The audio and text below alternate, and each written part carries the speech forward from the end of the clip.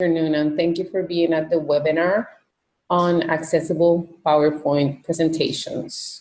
This is Dr. Zahira Jordan, Web Accessibility Coordinator at Iowa State, and this is the topic for this week's webinar.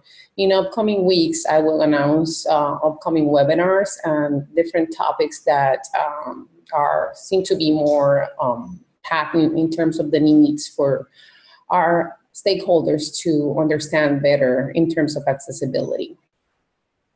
So even before I go into the presentation itself, I'd like to give you a little bit of background. The motivation that drove me to address this topic specifically today is that recently I met with a student who is part of the student government here at Iowa State. And I usually, when I talk to students, I ask them what do they think, if they've heard that there's a specific issue that we should be dealing with in terms of accessibility in general. And he told me that the one thing that he keeps hearing from different students is that they would like for PowerPoints to be more accessible, even in the classroom, not necessarily PowerPoint online, but PowerPoints as professors teach them or someone is presenting. So in this presentation, you're going to learn a little bit about accessibility as you create your PowerPoint, as you see here in the first slide. And then we're going to talk about the oral presentation itself briefly. At the end, a little bit about how to check for accessibility. What are the different tools that you have that you can check for accessibility in PowerPoint? How to export or save PowerPoints so that they are readable in PDF format. And I guess I'll take questions. If not, you can send questions at Z, as in zebra, Jordan, Jordan, at iastate.edu or digitalaccess@iastate.edu.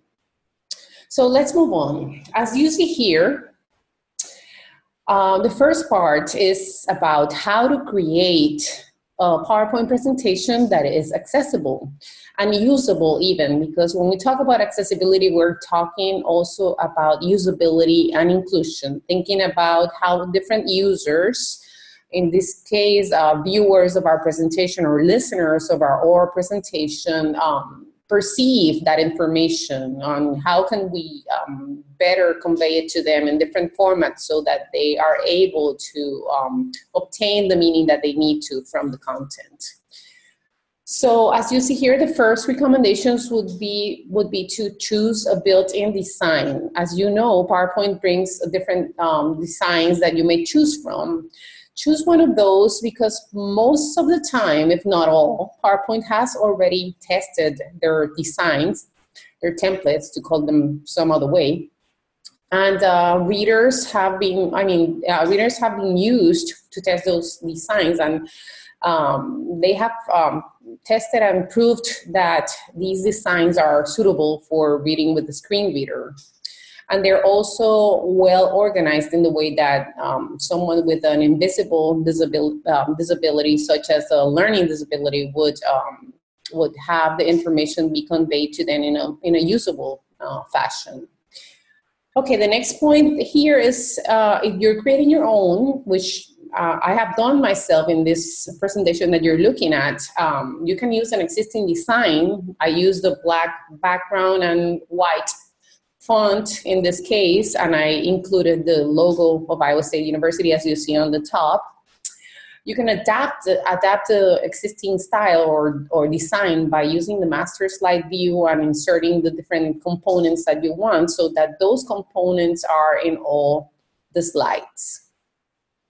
So you can have some flexibility in that case, and you may customize the slides.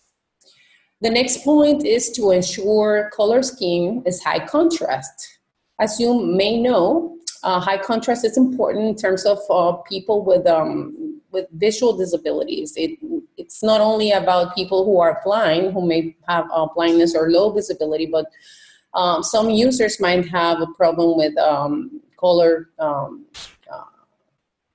defining color or color blindness, and to check for a color scheme that is high contrast, it's important. And I'll show you in a minute a tool that you may resort to make sure that the colors are suitable for accessibility. The next recommendation would be to use a sans serif font, such as Arial or Verdana. Sans serif fonts are those that do not have those little endings that are a little bit curved. Like in this case, I've used the sans serif font. Again, Arial and Verdana are fonts that are sans serif that you may resort to. Ensure that the information conveyed through your color is also relayed in an alternate format, because there's again, people who may be colorblind that may not perceive information that you relay. You try to call the attention to an element in your text through color, and that may not be conveyed to the user if the user is colorblind. The one of the techniques that you might resort to is underlining if you're using color as something to relay meaning to the user. One other thing is not to use time transitions, because they might stop the viewer or the reader of our PowerPoint from being able to read all the content, as you may understand. I have fallen into this error before, and it's really frustrating for the presenter as well, because sometimes the presenter goes on, as I do sometimes, and the transition keeps moving along, and you don't have the slide that you're supposed to have at that moment. So time transitions are not advantageous, neither for the presenter nor for the user. There might be some instances where they're useful, but for the most part, you should shy away from those.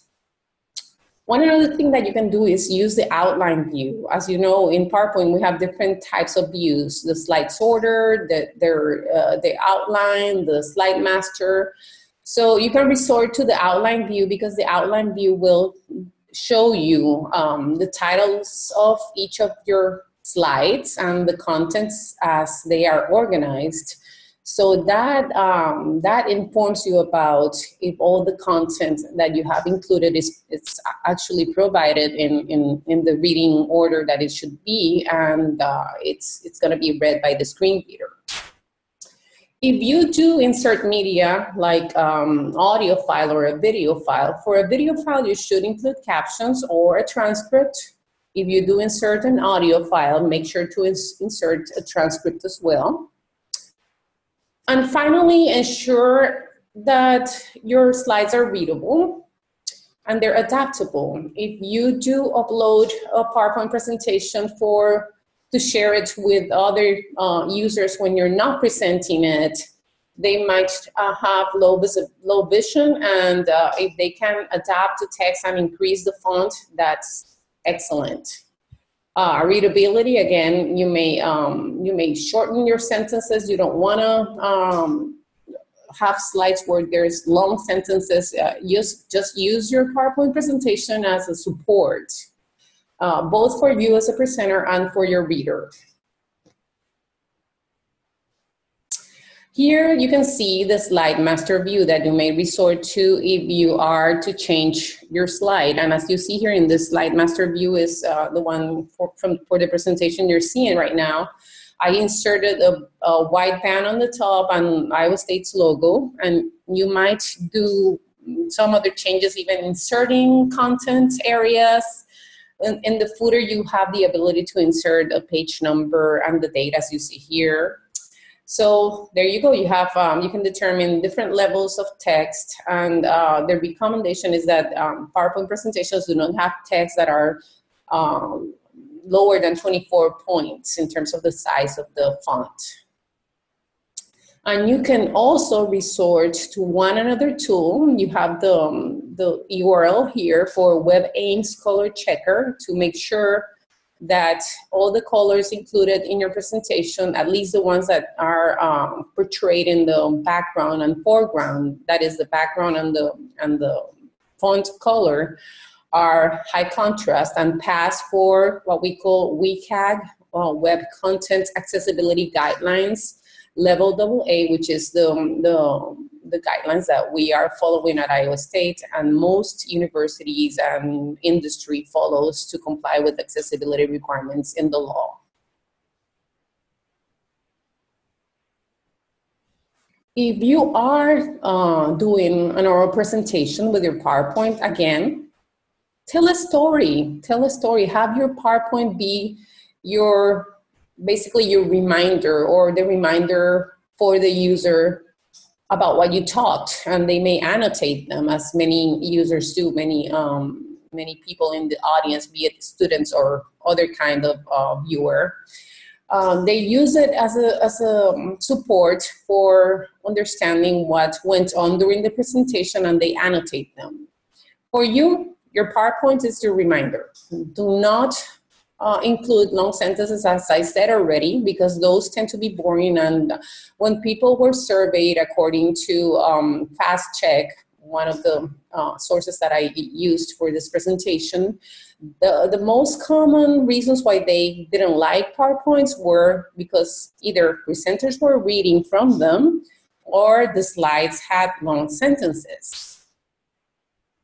One other thing that you can be mindful about is to pace yourself. And I myself have fallen into this problem often. When you get nervous and you're presenting, sometimes you tend to run through things, and that is not the best way to go about presenting your PowerPoint. So I have to remind myself to stop and breathe and be mindful and try to convey the content and whatever message I want to convey to the viewer in depth and as calmly as possible. Even more so when you have an accent like I myself have, making an effort for people to understand what you're saying. Be mindful of your audience. Indicate time of transition for the next slide in terms of if a person cannot know in any other way that you're changing a slide, either notify your audience that you're changing to the next slide, or include some sort of a sound that indicates that there's a transition to another slide. And you can do so and instruct your audience about the adaptations and the measures that you took for making your PowerPoint presentation more accessible to start with.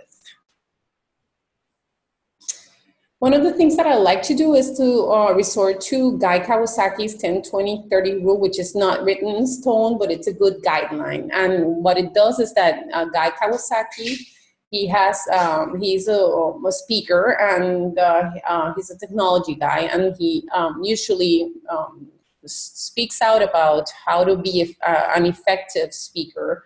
And he says that you can convey your message by using just 10 slides in 20 minutes and at least 30-point font. I said that you shouldn't use less than 24-point font, but he recommends to use 30-point font. This is more about the usability and your effectiveness as a speaker than it is about accessibility, but all things collide and overlap: usability, accessibility, and inclusion. Again, this is taken with a grain of salt, because sometimes we do need to resort to longer presentations, and it's okay. It's contextual, and all our efforts about making things accessible are more about being mindful and being aware, and having that awareness and empathy for different types of users and different needs that our users and our audiences may have. If you are using images, please do so. Images are a wonderful way of conveying and telling your story. Use an image early. You can use it repetitively throughout your presentation so that you will make your point. Don't be afraid to do so. Ensure that the resolution it's good so that the users, the viewers, can see a good image. If you are conveying it, if you are a presenter to an audience, try to describe the image or insert that description within your story that you're telling. And finally, include alternate text, which is a WCAG requirement, and you can do so through the menu that PowerPoint itself provides for formatting an image. Finally, you can check accessibility both in Office 365 through their menu, as you see here illustrated. In the Office 365 menu, there's a button that allows for you to check accessibility. And also there is an item in earlier versions of Microsoft Office, PowerPoint, and all of the applications that are born out of Microsoft Office. You can go to File, then click on Info, and there's a menu item called Check for Issues. There's a sub-item called Check Accessibility, and that provides you with a report and even allows for you to go into each item that is reported on that report and allow for you to see different ways of remediating, addressing whatever accessibility issues you have. So as you see here, again, go to File, click on Info, then on Check for Issues, you go to Check Accessibility. A report is generated, and you can check your findings and address item by item through the recommendations provided by MS Office, PowerPoint in this case, but it is also featured in, as I said, other Microsoft Office applications like Word and Excel. When you are converting your PowerPoint to PDF, make sure that you, instead of doing anything other than saving it, do save it. So again, to make it more clear, go to File, Save As, and make sure that the format is PDF and save it as a PDF. Otherwise, you wouldn't be saving it so that it's readable by a screen reader. So make sure again that you save as PDF format for your exporting to PDF. For more information about how to do different things on your own in terms of PowerPoint and other applications and other activities or tasks that you are confronted with when you're addressing accessibility, specifically for digital content, you may go to www.digitalaccess.iostate.edu. Or you might go to iostate.edu, iostate home site, and search for digital accessibility, and you'll find the website. As you see here, this presentation, which will be uploaded to the website itself, includes references. You can see the links are provided in depth here, or how they appear, so that users can copy them and see them. Usually when you're trying to convey information online through HTML, a web page, or other types of formats, you don't include the links in this way. You rather link to a description of the link so that the screen reader does not have to go through all the URL reading through. But in this case, contextual decision making, I have included the links themselves. Thank you for listening to this presentation.